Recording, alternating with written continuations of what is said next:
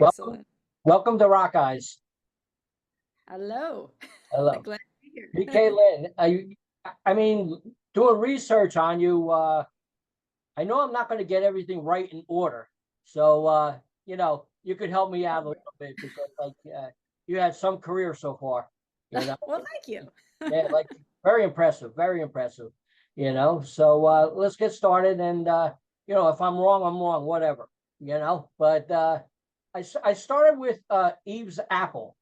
Ah, Can you tell me anything about that and how early in your career was that?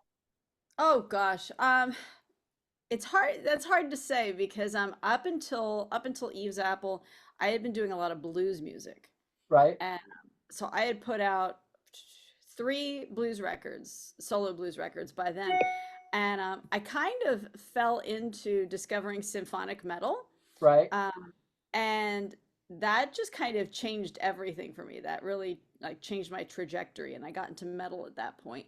And I was contacted by Lisa Middlehove from Xandria.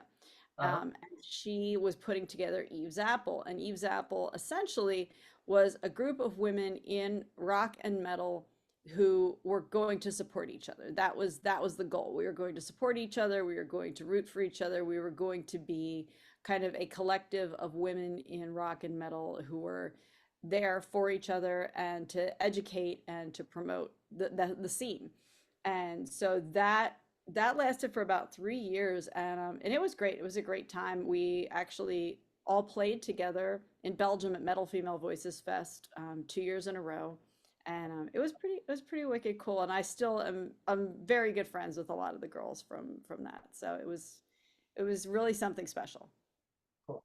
And after that, I have stOrk. Yep. Well, after that was Vita Nova. Well, Vita Nova was kind of in the middle of that. Right, Um, and then stOrk, yeah. right. So tell me a little bit about stOrk. So stOrk was a prog metal, kind of math metal, if you will, project with Thomas Lang on drums and Shane Gibson from Korn on guitar, and on bass was Kelly Lemieux from Buck Cherry. So it was like an all-star cast there. Yeah, Um, sounds like it. Yeah, it really was. And we finished the record, Broken Pieces. And unfortunately, the same week that the record was released, Shane died. Uh, And so that really put an end to things for us.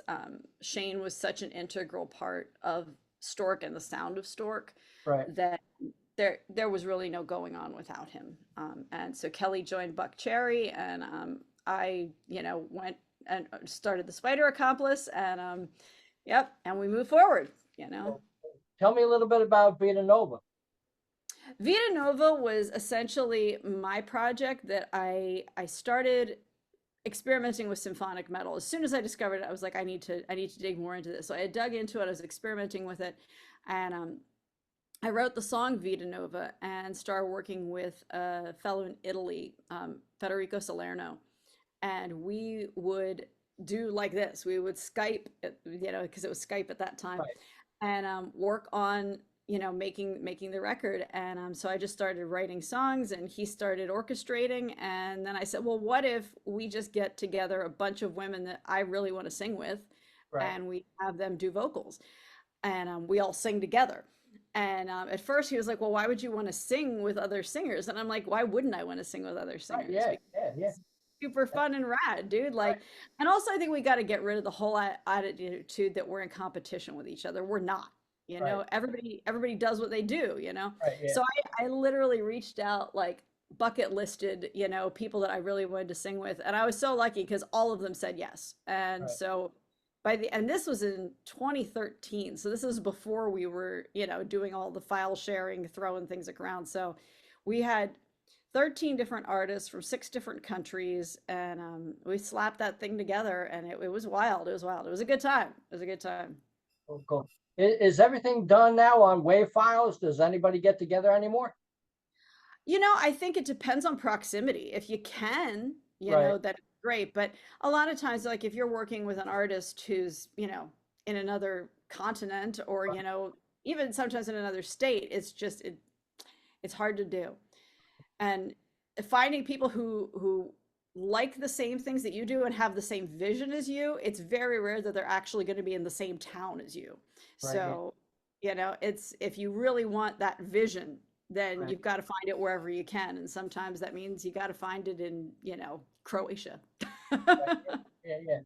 Do you feel that's kind of like a loss? Not being together in like one room. Ah, not really for me. I mean, we can do it this way. And also, if all goes well, we get to see each other on the road, Right. and that's awesome. Sometimes it's nice to be in the same room, but sometimes you just have too many chefs in the soup. Yeah. Yeah. So, Yep. you know, I think much more is gained than lost, Right. you know, and it's never going back. That's the thing. It's never going to go backwards. So you have to move forwards with it if you want to keep making music. And I do. I want to keep making music. So, it's sometimes it's a drag thinking about the way things used to be, but you can get lost in the past, and I don't want to do that. Cool. Tell me about Glittermortis. Wow, you said Glittermortis. Okay, so Mary Zimmer and I are good friends, and she and I had been saying for a long time that we needed to write a song together. And then she was like, "Well, what if we did like, almost like a web series, man, where we like, did a whole thing of us, recording this song?" And I said, "Yeah, it's a great idea." So that's what we did. And then literally right after we got started doing that, she joined White Empress and I joined stOrk, and we only ever got the one song out, the one song Tap the Crazy went out. But it was a good time. It was fun, but we had all these plans, and then suddenly both of us got so busy and there was no way. Tell me also about the List Music podcast.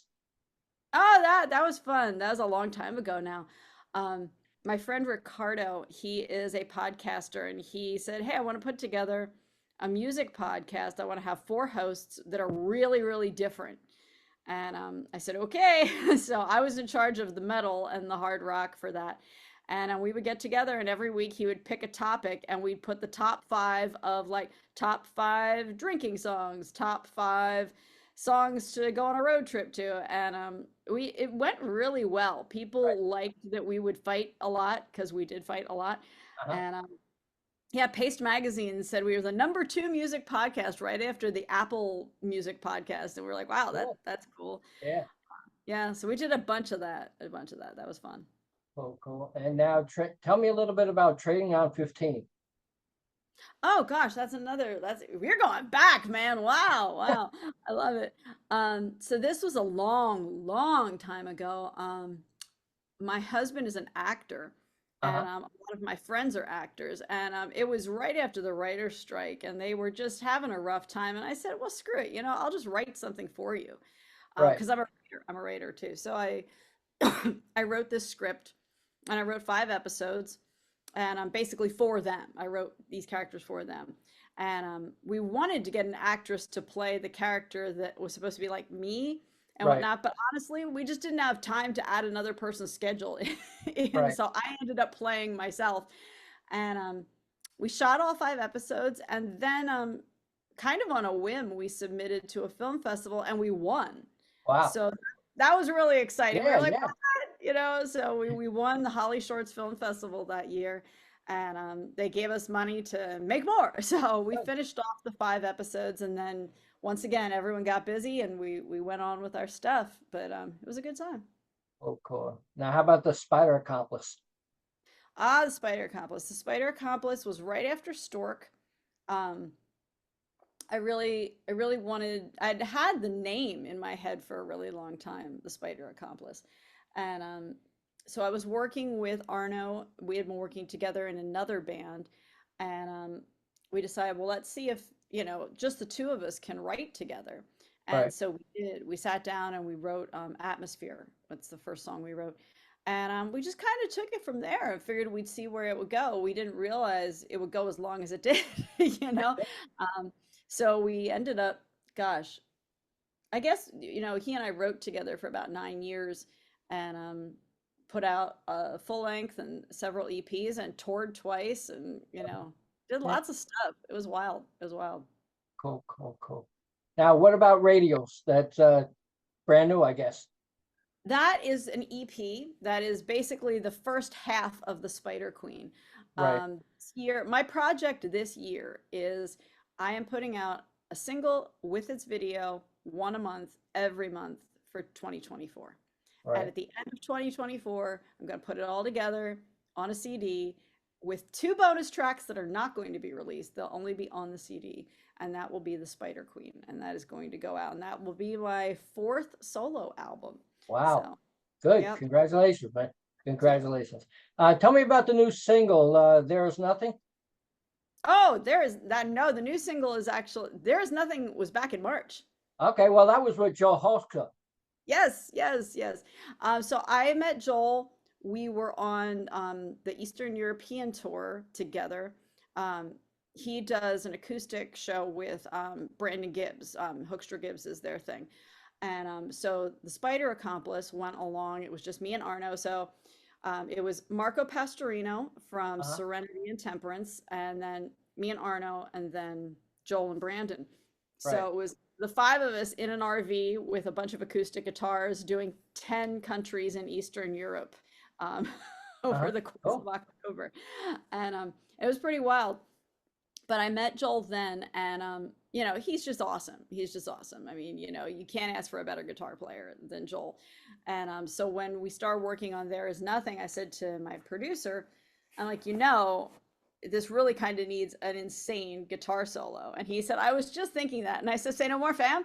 So I texted Joel and I said, so what's it going to take to get a solo out of you, man? And he Uh-huh. said, just a solo. And I'm like, so he actually threw down tons and tons of guitar on that song.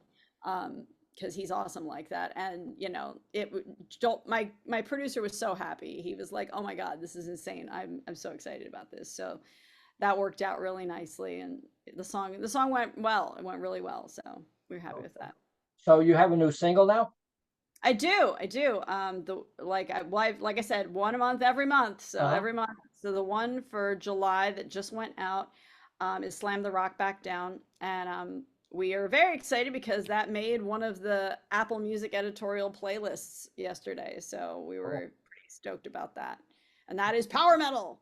because I've got a lot of friends in the power metal scene, and I always dive into these things. I'm like, that's cool, let's dive in. So we did. Cool. Cool. Cool. So how can people get to hear it?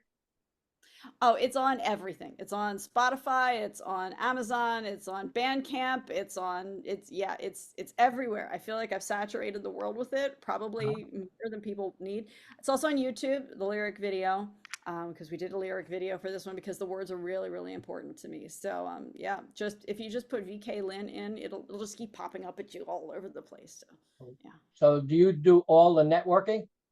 I do. It's, I it's do. it takes a lot of time, don't it? Oh, honey, let me tell you. I mean, just Yes. like for me to do this interview, the interview is no problem. It's the networking to every place in the world that takes time. You Yes. know. Yes. Yes. This is why, that's that double-edged sword. Being an independent artist is great because then you've got lots of creative control, but it's then you also have to do all the stuff. You have Right. to do all the stuff. Which is one of the reasons why I always go back and forth with, do I want a label? Do I not want a label? And I'm like, I don't know anymore. I don't know it. Yeah, that's true. I guess if I was an artist, I'd rather just go independent myself because, like you said, you got all the decisions. If you do it right, hooray for me. If I do it Yeah, wrong, it's my fault too. So right. so Exactly. good luck with that, you know. So tell me in your younger years, what bands did you used to listen to? Oh, well, I mean, I still listen to everything. I listen to everything. And my favorite band has been, will always be, till the day they put me in the ground, Extreme. Extreme Cool. has always been my favorite band. Right. Nuno Betancourt, it is my bucket list. Before I die, I need to write a song with Nuno Betancourt. Cool. Um, I feel like he's underrated. He's so good. He's like, he just knows how to construct a song. And it's interesting because for a shredder, he has so much heart. There's so much Right. heart. He's not just a technical guy. So yeah, that's definitely my number one band. My number two band is the Killers. I love the Uh-huh. Killers. Another Right. another one. Brandon Flowers, like he just sings from this place where you just feel like, ah, the guy's dying. I'm big into like conveying emotion. You know, Right. that for me, that's the thing. And yeah, technical music, I get it. It's cool. Like it's showing you the thing. But it's like the difference between, English literature people and math people, It's just Right. I feel like there's got to be that heart in there. If there's no heart, I'm gone. I'm not listening anymore, Cool. you know. Is there any new bands that's catching your ear or anything that you like? I love the Archers right now. Unleash the Archers. Like, I Uh-huh. mean, they're not new. They're not new. Right. But Unleash the Archers, their new record is so good. And I've known Brittany for a long, long time. And I just feel like every record she just gets better and better and better. So I've been listening to that a lot. I like The Warning right now. I Uh-huh. think Yeah. those girls are doing a lot of good work, I think that it's this cool, it's very, groovy. It's like, you feel Right. like, yeah, like, you listen to it and you're like, all right, nice. Yeah. Uh, so yeah, there's that. Gosh, what else am I listening to? It's funny, like my husband, he's more of a pop and R&B guy, and he Right. got me listening to Harry Styles. Oh yeah. And Oh you know what? Harry's a good kid too. Like yeah. I Yeah. feel like he's like, again, heart. It's just that for me. That's it. I'll Yeah. take that over anything. It's over a technically proficient anytime. Just heart. So much heart. So Cool. I really like that guy too. Cool. Cool. Matter of fact, about a month ago, I photographed a band called Plush. I don't know Oh, if you know. It's an all-girl band. They play with The Warning a lot. nice. And they put on a great show, and every place they're playing, they're selling out. So like, and they played festivals, and this is their first major tour, and Yeah. they were pretty good. What do you think about touring? How do you like it? You like touring? I love touring, to be Uh-huh. honest. It's actually one of those weird things. Like if I could be on the road every day of the year, I'd be delighted. Our very first tour, I remember Arno said to me, "I really didn't expect you to take to this like this, but you're like a duck in water." And I'm like, "Yeah, dude, like just throw me out there and I will swim. I will absolutely swim." I'm ready to get out again. I mean, like I keep saying to people, if there's a band out there, that just lost their singer, or their singer goes full crazy on them, like call me up, I got you. Because it's funny, a lot of the '80s bands, the '80s metal bands, it seems like they're losing their singers and whatnot, and I'm like, I got you, I got Uh-huh. you. I'm age appropriate, and Uh-huh. I'm here for you, man. Well, Because I just want to get out on the road, like, oh, I love it. cool, cool. What's your feeling about a lot of collectors want vinyl now? It's interesting. A lot of people do, and I've talked to my friends who get vinyl done, and they all say the same thing. They're like, "Man, it is expensive." Uh-huh. and and it takes a long time. Like a lot of the warehouses are really backed up. So I mean, it's cool. It's just if you're gonna get your record done in vinyl, you have to plan well in advance, and you just know you're gonna have to charge a lot for it because apparently it's super expensive to get it pressed. So Right. Yeah. I hate to do like I still struggle with like charging people lots of money for stuff. Like Right. I hate, like for hoodies. Hoodies Right. right now are so expensive to get made, but everybody wants them. And I'm Right. like, man, I got to charge this much for a hoodie, but if folks really want them, they don't care. They're like, yeah, I don't care. I'll pay Yeah. that. Yeah. Whatever. Yeah. Definitely. Definitely. Yeah. So tell me about your merch. So, merch right now we're working on I like everything I've learned from touring, I'm trying to put into that. Whereas people they want something on the front and on the back. Right. And I'm like, okay, so we've got a t-shirt that's got the big spider on the front and on the back, it's got, the full logo. Right. And for the hoodie, I'm trying to keep that a little more simple with just the logo. But Philip Stone from Enemy of Reality, I don't know if you know them, they're out of Greece. They're a Uh-huh. metal band out of Greece. He's their drummer, and he made the new logo. Right. He's wicked cool, and so I love what he did. He gave it just enough pink to make it me, and just enough blood to make it metal.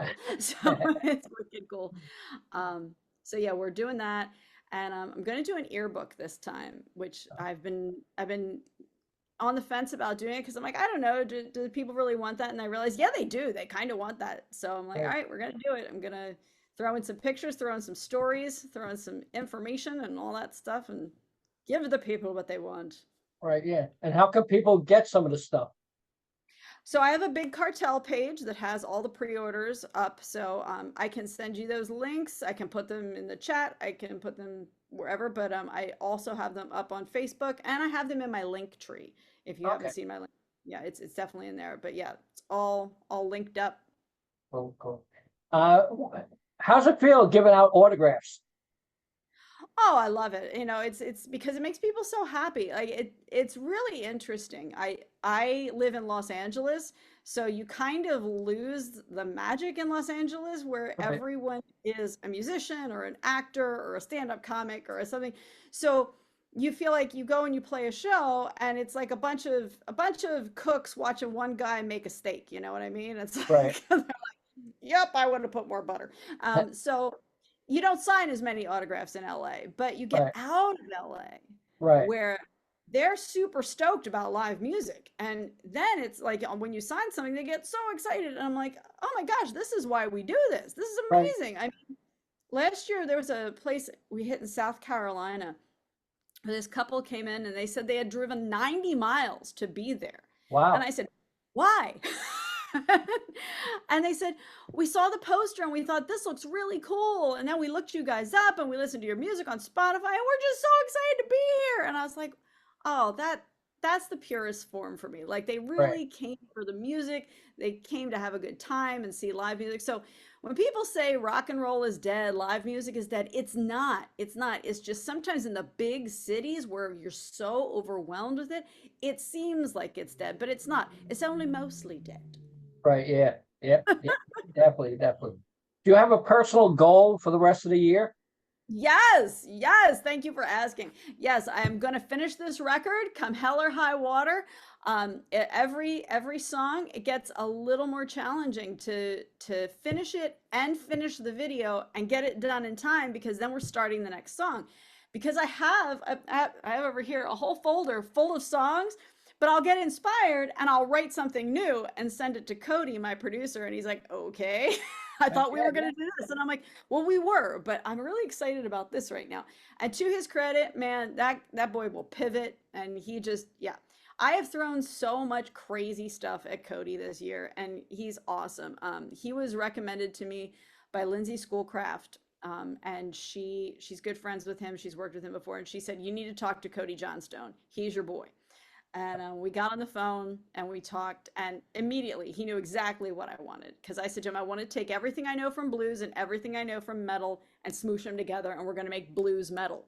Right. And he said, all right, that's what Cool. we're doing then. Yeah, And that's what we're doing because when I sing, my voice comes out blues, but when I write, the songs come out metal. yeah. So just make it happen. We just make it happen. So he's been great, and we're going to finish that thing. We're going to finish it, and then by the end of the year, I want to do a nice big show in LA, CD release, and then in 2025, I want to get out on the road with it. Cool. So, so any of you out there who need an opening act, I There you got you. go. There you go. So what's the best thing that happened in your career so far? Oh boy. The best thing that's happened. That's hard to say because a lot of good things have happened. I've been very, very blessed, like lots of good things have happened. But I will say that this is one of the best stories I guess I have, and it's one of the nicest moments that happened.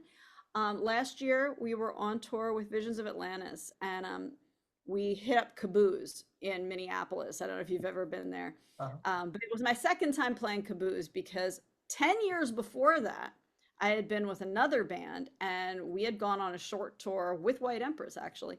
And we played Caboose and whatnot. So then this last year, here we were. I'm with a totally different band playing totally different music.